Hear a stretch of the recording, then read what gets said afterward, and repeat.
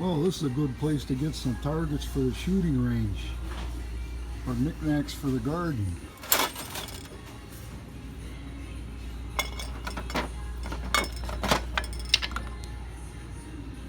$2.49.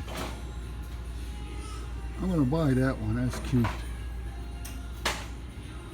And this, I would say, is historically inaccurate.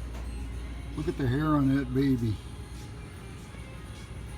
And they didn't have candle lanterns in that day. Unless this guy went forward in time and shopped at the same yard sales that Shovelhead 8 does. Whoa, very nautical.